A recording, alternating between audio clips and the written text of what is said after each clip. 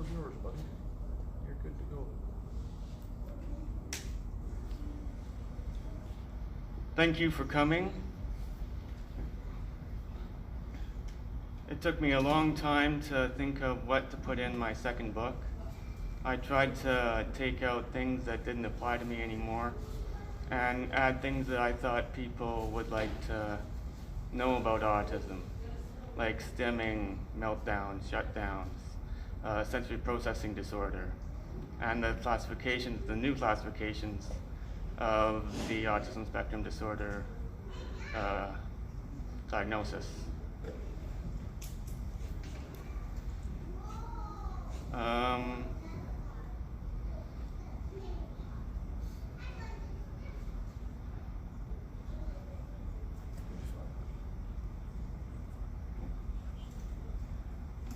I even put in a chapter of the most asked questions, which I think people will really benefit from. It is chapter 5.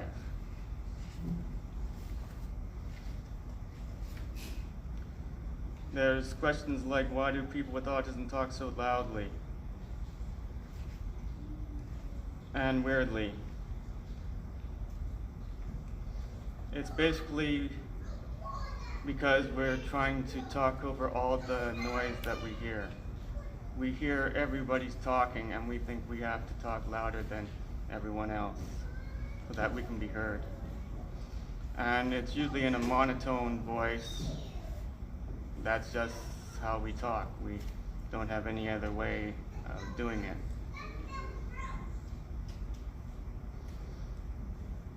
Some of these questions don't apply to me anymore, like why ask the same questions over and over again. As a kid, I did this because usually I forgot the question I asked in the first place. And I wanted to make sure I had the right information. Because for me, information is vital. I need to know as much about everything as possible.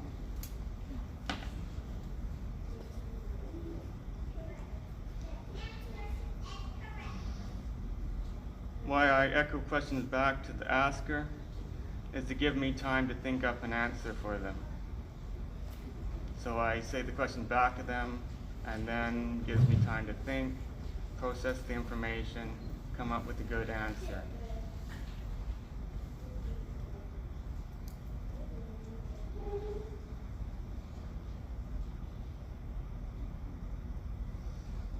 That same applies to why it takes ages to answer a question, because I have to think so long and hard about what I really want to say. If I get it wrong, the person might not know what I'm trying to reply to them and might get frustrated with me.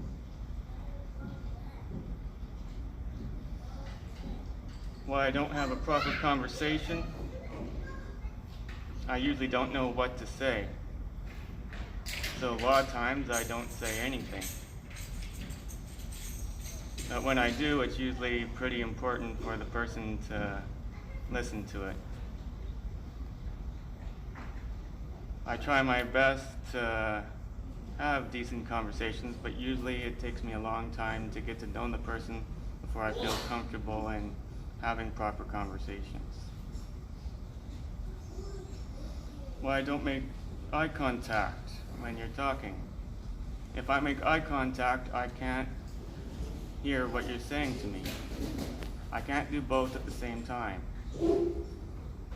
So for me, I have to look away, listen to what you're saying, and give you eye contact when I'm about to talk to you.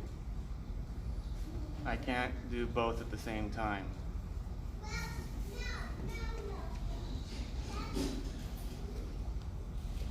Do I prefer to be on my own? Actually, I don't. I prefer to be with people. This becomes very clear when Eve and his girlfriend come over. I try and spend as much time with them as possible. just to be with them and hear their conversations gives me insight to how to have a conversation. They don't know that I'm in there trying to snoop into their into their relationship, but that is what I'm doing in a sense. They will now.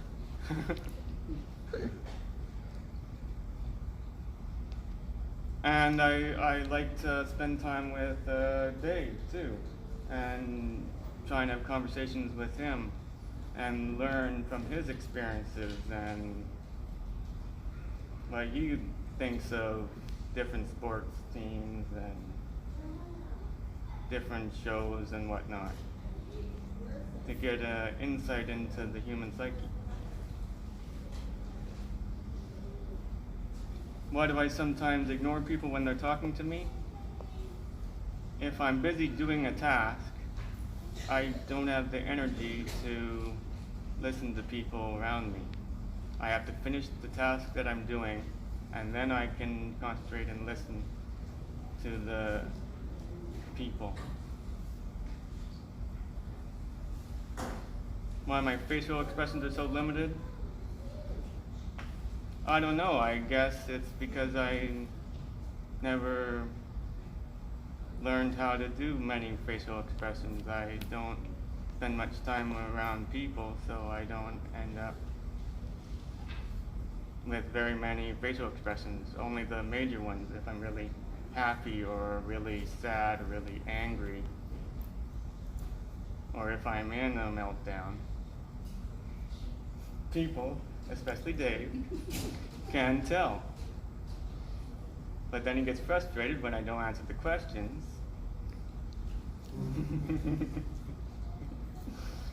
Because when I'm in a meltdown, I don't really have much control over answering questions.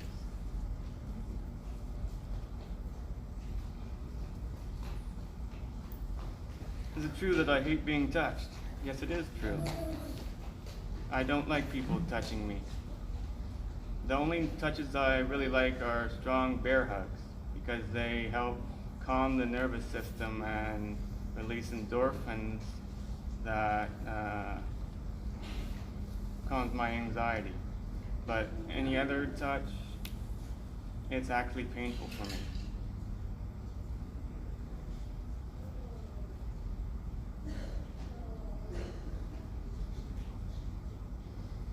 What are my flashback memories like? They're basically like reliving it all over again.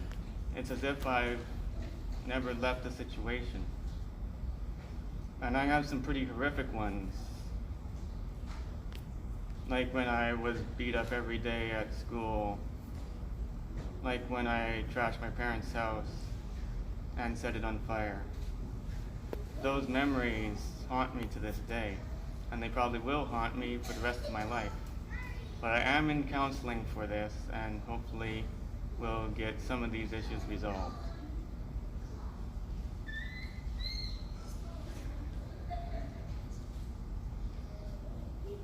Why I don't do what I'm told right away? A lot of times that is because I need time to think about the process of what you're asking me to do. I need step-by-step instructions on how to do the task.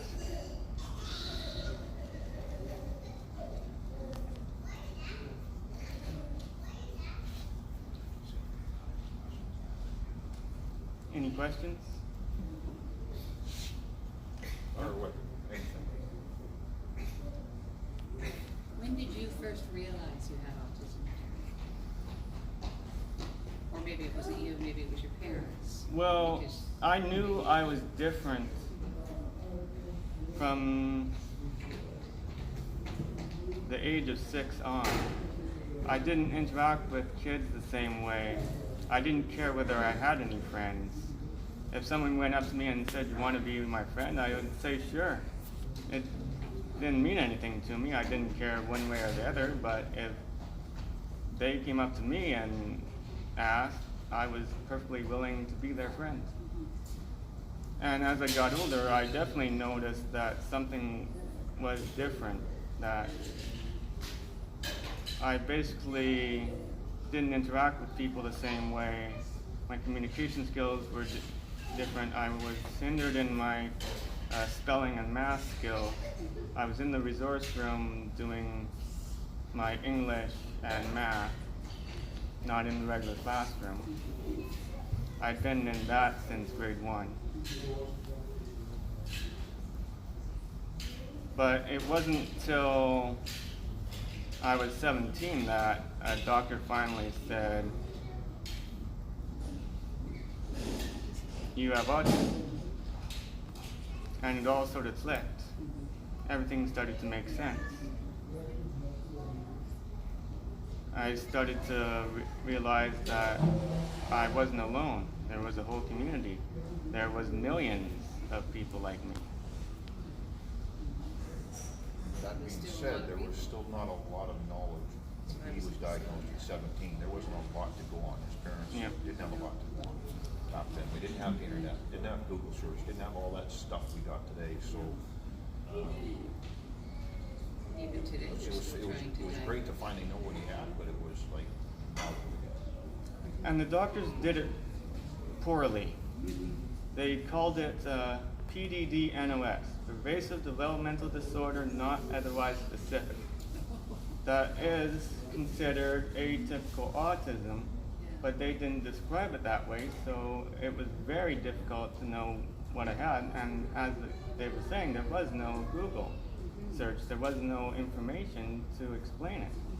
And then this other doctor, 6 months, I guess it was about 6 months later, said, I would say he has Asperger's syndrome. And that's the higher end of the autism spectrum. I worked with a boy with autism he's 14 years old. For you, before you were diagnosed when you were 17, did you find when you finally were aware and got the acknowledgement of what it was that was causing you whatever challenges you were having up to the time you were 17, did you find any type of relief to finally know what you were dealing with so that you could, do what you need to do to move forward from there? I did in a way, but in a way it held me back. Because I started thinking, well, now that I have Asperger's syndrome, I can't do things. I can't get a real job. I can't live on my own. I can't get a driver's license. I can't do anything independently. So it was sort of a catch-22.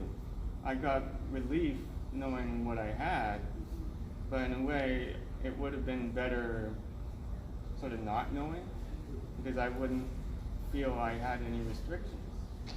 Because my parents never put any restrictions on me. They let me get a learner's license at 16. They put me through a driving school, Young Drivers of Canada, to help me get prepared for the road test. Okay, the reason I ask that because I experience a lot of the mood swings that the boy I work with goes through. Mm-hmm. Where he can be on a high and be in a really good mood and everything. Yeah.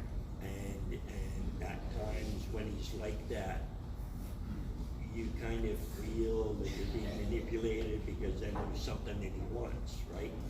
And when he wants something and you give it to him, he's in a great mood.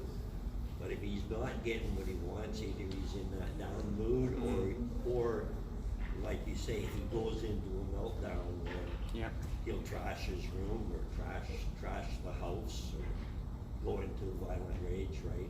But then he feels sorry for it later, right? Or he's apologetic for it. So I guess I'm trying to look for ways that, like when you're in that mood, what's the best way for you to be able to deal with it that you're not gonna act out, instead of going right to that meltdown where you blow and do something you feel sorry for later.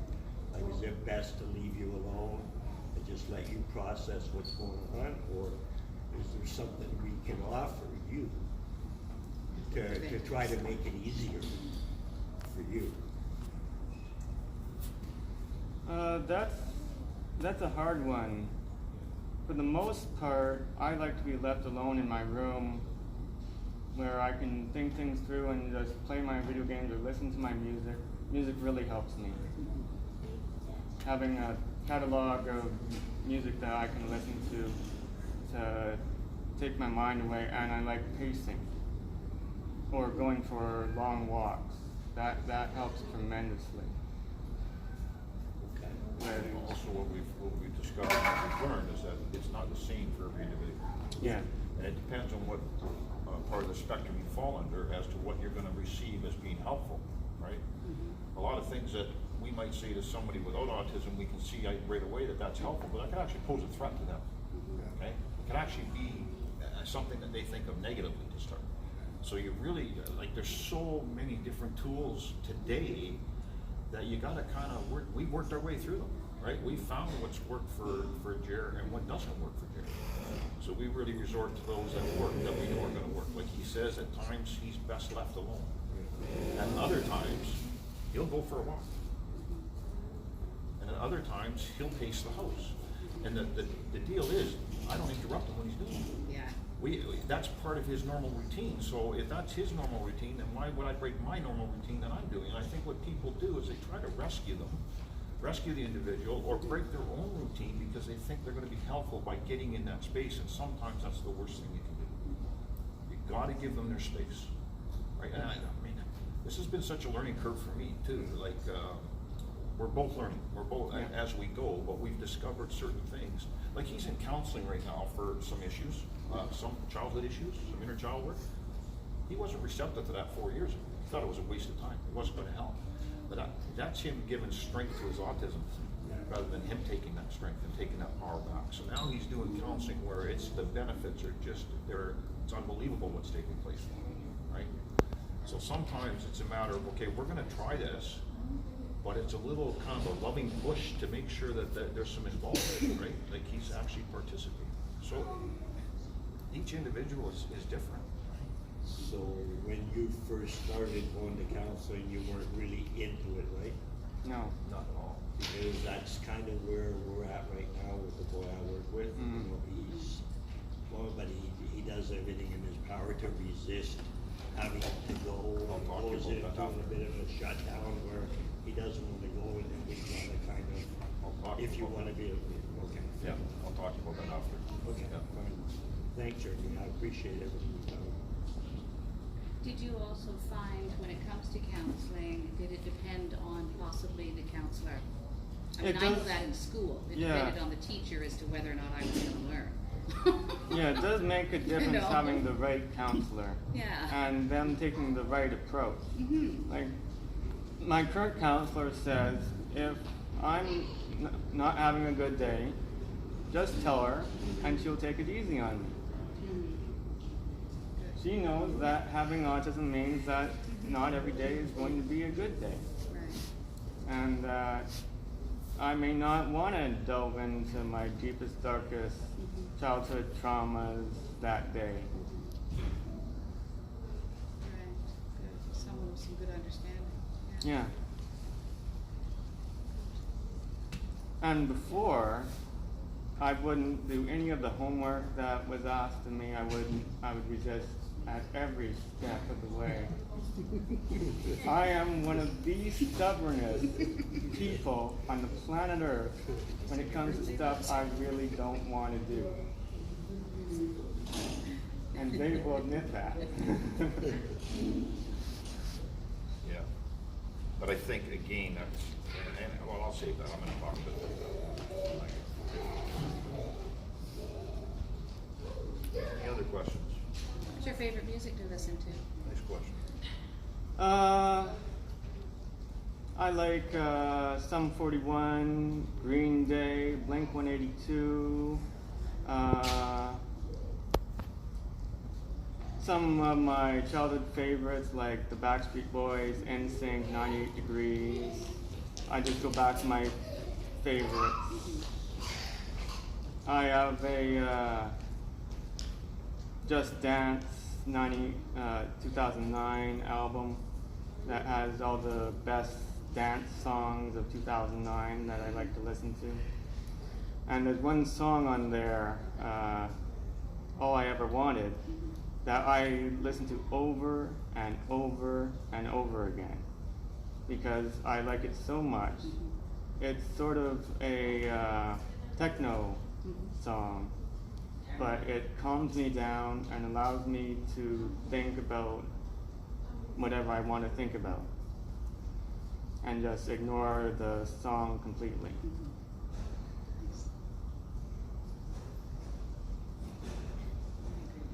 Do you have any other hobbies you like to enjoy? Thank you. Computers, electronics, gaming systems. I like to write, even though I'm not a very good writer. Dave will admit that. I made a big mistake and put my fantasy novel that I'm writing, and it's a terrible fantasy novel, in my opinion. And Dave will admit that it's a terrible fantasy novel and should not have been put in the book. This is mind-blowing to me because he's open to constructive criticism today. And that is such a difference between the Jared that came to me and the Jared that's with me now. It blows my mind. It literally blows my mind. I would have blown up if someone criticized me 4 years ago. I would have gone into a complete shutdown. I'll make it over. Thanks, Jeremy. I think he's done a real good job. Yeah. Yeah.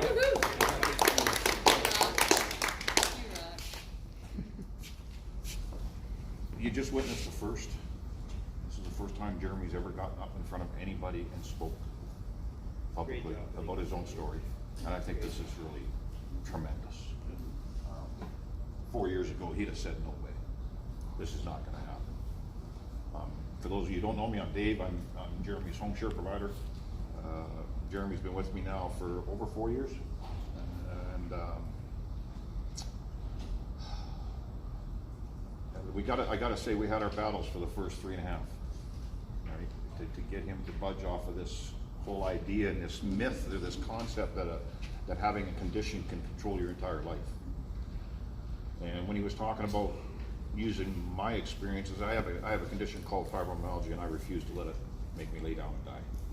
And that's what we've been teaching Jeremy. He's had to take back some of his own power and take control of his life and become less codependent on others to do everything for him. This last 6 to 7, 8 months has just been phenomenal. He's become more observant, which if you have autism, you're not supposed to be able to do. And I'll give you an example. I left a tin of cat food out on the counter the other day, and he fed the cat in the morning without having to be asked to. And 4 years ago, he wouldn't have noticed that tin of cat food. He walked in the driveway the other day coming home from work, and my buddy and I were putting siding up on the shed, and he walked in, and he walked in with his head even like this. Now that may not be a big deal to anybody here, but that's a huge deal for me because he used to walk like this. Right? So the proud level in Jeremy has grown, right? And not a false pride, a really good pride, right? And right away he could see that we were working on the shed. He said, "Do you need any help?" That doesn't happen. It's not supposed to happen. Right? We taught him to be less self-centered and not so concerned about self and start being concerned about others. And he's doing that. For those of you who don't know, he works in this library. He works here Tuesday, Wednesday, Thursday, and Friday, 4 hours a day. He didn't think he could get a real job. I could stand up here and keep you hostage for a while talking about this young man. I'm not going to do that. I give you an example of his talent. The other fellow that lives with us, his name is Eve, and he got what they call an Echo for his birthday from his girlfriend and his girlfriend's mother, and this thing works through the Wi-Fi, and you got to connect it to the computer, and it Don't get me to do that. Like Alexa. Okay? Alexis or Alexa, whatever, Alexa, right? that's it. It is It is. Alexa. I don't, yeah. They talk to you. We finished dinner, he did the dishes, he went to his room, 5 minutes later, he goes, okay, it's ready. Yeah. If that had been me, I'd been going, hey, Jer, hey, Yeah. Jer, hey, Jer. He is a very talented, intelligent young man. And he is starting to believe in Jeremy. The next book that I believe he's gonna take on, and I hope he does, it's gonna talk about being an adult with autism. And not the negative parts, not the parts that I can't do, but the parts he can do now. The parts that he has taken back his power in. He had zero sense of humor when he came to me, and if you don't have a sense of humor around me, you're hanging out with the wrong guy. And today, he doesn't just take it, he dishes it out. And I'll give you a little sample. The other day he had reminded me we were out of sugar, and I said, well, I'm going to the store tomorrow, I'll get some sugar. So I go to the grocery store, and of course I get everything but the sugar. And that day Eve comes walking in the living room, he gives me that look, and I said, well, okay, what, dude, what's going on? He said, get everything but. Because Eve takes sugar in his coffee. It's the only one he needs. I said, what do you mean everything but? He said, you go grocery shopping, get everything but. And I went, oh, I forgot the sugar. So he walks away in disgust, and as he walks into the kitchen, he's in the bedroom the whole time, okay? Not saying a word, nothing. He walks back in the kitchen, he goes, why does he forget everything? And without missing a beat, he goes, age. Good job, Jerry. Good job. Now this is you gotta believe me when I tell you this is a 360-degree turn. For him to be able to do that, to be active and involved, even though he's in his bedroom, he's in his happy place, he still was involved. And you gotta believe me when I tell you 4 years ago, I got friends here that'll vouch that there's no way he'd been like, no way. So, we're here to kick autism in the butt, is what we're doing, really. And in a loving, kind, gentle way as best we can. But it can be kicked in the butt. We don't have to fall into the pattern that society wants us to fall into. And that's unfortunately what happened to him. And through no fault of anybody's, but his own. He will admit today that it's his own fault, that he allowed autism to make him quit. And today he's decided not to be a quitter. And I think this story is just beginning to unfold for him. And there's more to be revealed and more to be told, and it's going to be on the good side and the good part. And little buddy, I'm just so proud of you, what you've done and today to get up and do what you did. I know what you were going through, and you did it. So I'm really proud of you. I want to thank everybody for attending this that came and supported this young man, and hopefully we'll get more of this, right? So thank you. Thanks, guys.